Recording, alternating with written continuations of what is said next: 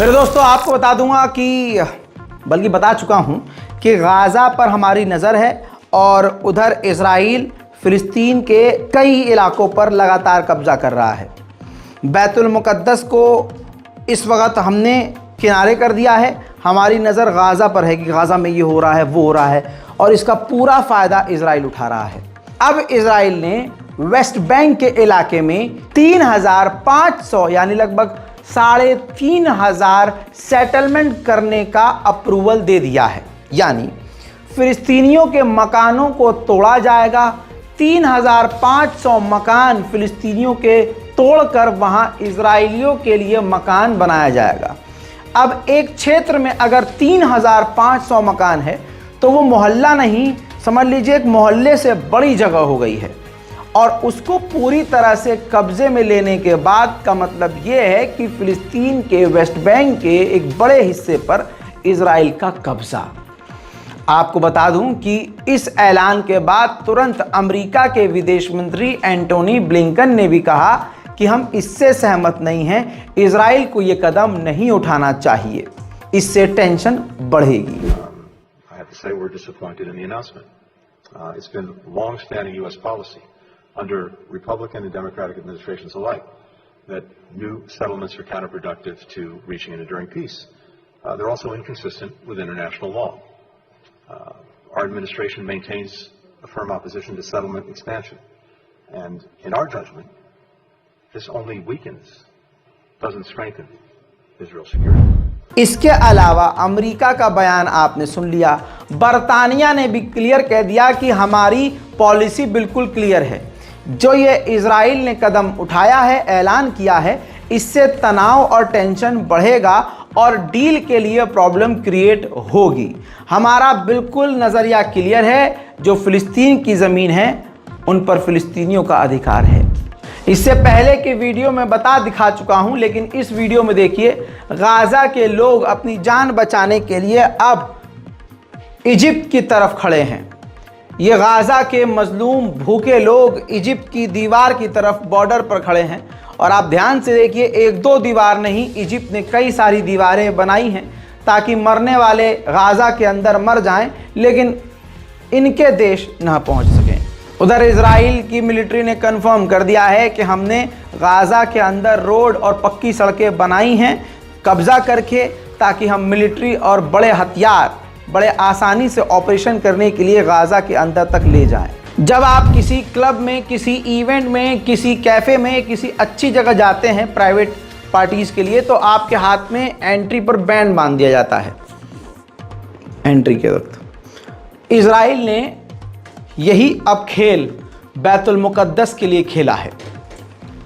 यानी रमज़ान पाक में जो भी मुसलमान जो 40 और 60 साल के बीच का होगा, यानी बूढ़े लोग, अगर अप्रूवल उनको मिलता है तो जिनको वो अप्रूवल देगा अक्सा में जाने के लिए उनके हाथ पर band बांधेगा।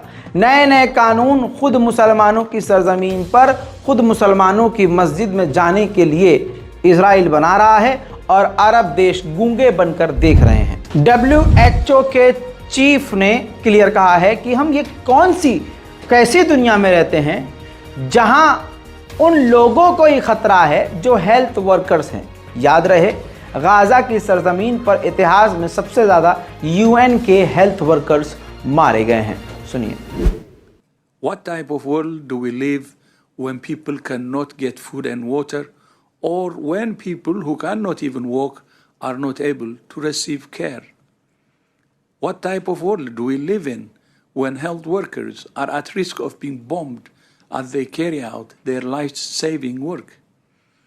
What type of world do we live in when hospitals must close because there is no more power or medicines to help save patients and they're being targeted by military force? We need a ceasefire now. We need hostages to be released. We need the bombs to stop dropping, and we need unfettered humanitarian access. Gaza के तमाम घर बर्बाद हो चुके हैं। जो घर खाली हैं, इजराइल ज़बरदस्ती उनको भी ज़मींदोज़ कर रहा है, जड़ से मिटा रहा है, ताकि दोबारा इनको बनाया ना जा सके और कोई इनमें आकर खंडर में भी ना रह सके। देखिए। يس على اولاد איזה יופי, אימא'לה.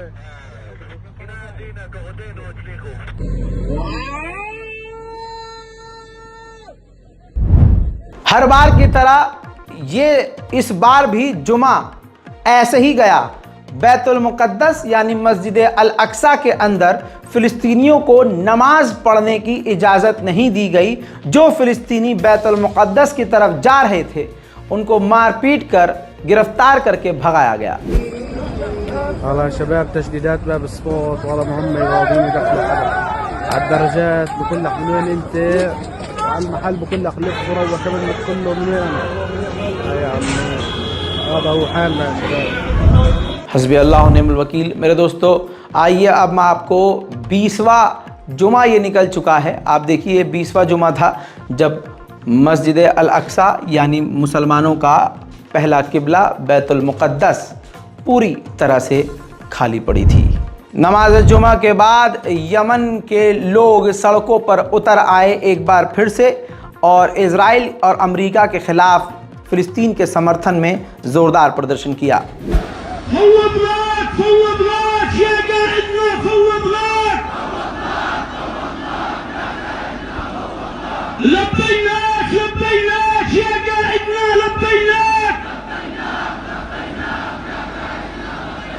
لبيناك لبيناك واحنا سلاحك في يمناك جئنا من اجل فلسطين يا قائدنا لبيناك يا قائد سل الاحرار احنا رجالك الانصار النافير النافير يا امتنا النافير। उधर नॉन मुस्लिम देश नीदरलैंड भी शांत नहीं है। नीदरलैंड की आवाम भी फ़िलिस्तीन के लिए सड़कों पर उतर आई है।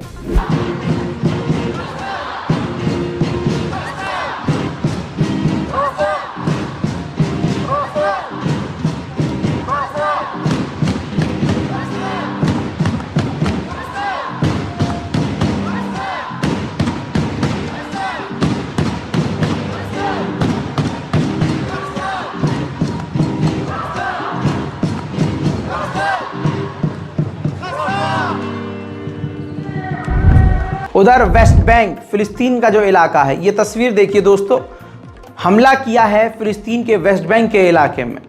सोचिए ये गाज़ा नहीं है, ये तो फ़िलिस्तीन है जहाँ जंग भी नहीं चल रही है।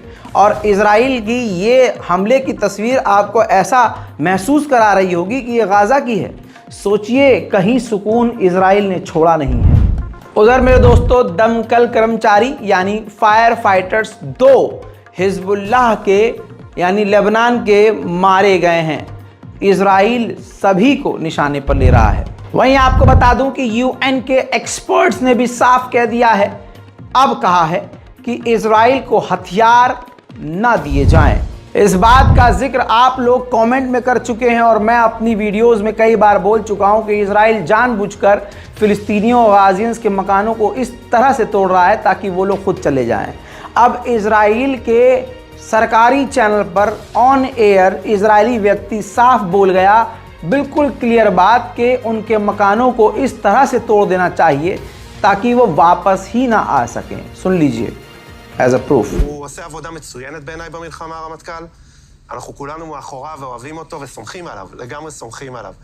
אבל היה מצופה מרמטכ"ל ישראלי לרמה טיפה יותר גבוהה כשהוא מדבר עם הלוחמים שלו, זה בעיניי।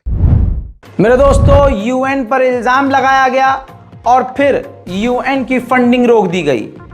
आपको मालूम है कि गाज़ा और फ़िलिस्तीन की फंडिंग को रोक दिया गया है, लेकिन ये सिर्फ एक फर्जीवाड़ा था, एक प्रोपेगेंडा था। यूएन के द्वारा ये बताया गया है कि ऐसा कोई सबूत नहीं है जिससे ये साबित हो रहा हो कि यूएन के कार्यकर्ता हमास के साथ मिले हुए थे। इजिप्ट और इज़राइल नॉर्मलाइजेशन किए हुए हैं। आपको बता दूं कि इज़राइल और इजिप्ट की सेना ने मिलकर इजिप्ट और इज़राइल के बॉर्डर को मजबूत कर दिया है, क्योंकि इज़राइल को डर है कि इजिप्ट की तरफ से इज़राइल पर हमला हो सकता है। गाज़ा के लोगों की ज़िंदगी बंजारों से बदतर हो चुकी है। ताज़ा तरीन तस्वीरों में ये टेंट जो आप देख रहे हैं ये ट्रकों के ऊपर हैं। ट्रकों के ऊपर ही टेंट लगाकर अब उसी टेंट में रहने को मजबूर गाज़ा यानी गाज़ा के लोग हो चुके हैं जिन्होंने अपने मकान खो दिए हैं। गज़ा की आधिकारिक रिपोर्ट के अनुसार 135 से ज़्यादा पत्रकार सिर्फ गाज़ा की सरजमीन पर इजराइल के हमलों में मारे गए हैं। वहीं जॉर्डन में अमरीकी एम्बेसी के बाहर जॉर्डन के लोग प्रदर्शन कर रहे हैं। तस्वीरें आपके सामने।